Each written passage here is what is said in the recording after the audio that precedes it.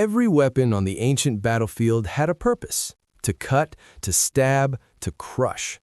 But the Roman Pilum, its primary purpose wasn't just to kill.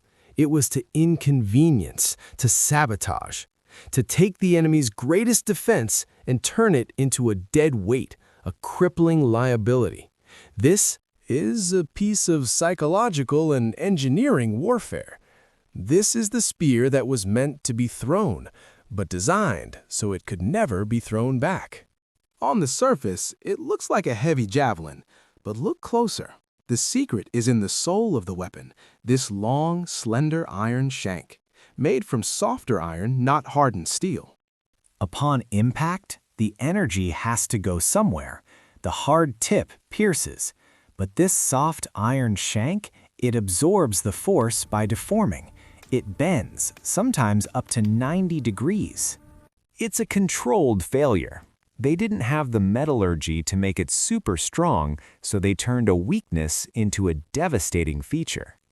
Imagine you are that warrior. Your shield is your world, and now it's been pierced by a 4-kilogram spear that's locked into it.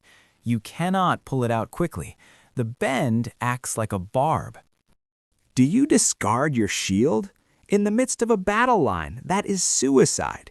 Do you fight with a 10-pound unbalanced anchor attached to your arm? That too is suicide. The Pilum didn't just wound men, it wounded formations. It broke shield walls before the first sword ever clashed. This was systemic thinking. The Roman legion was a machine, and every component had a function. The Pilum cleared the way for the gladius. It was a disabling tool. And the knowledge that the enemy could not reuse your own weapons against you, that is a profound psychological boost. They even improved the bend.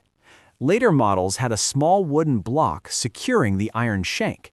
On impact, the block would shatter, making the bend even more severe and the weapon even more useless to the enemy.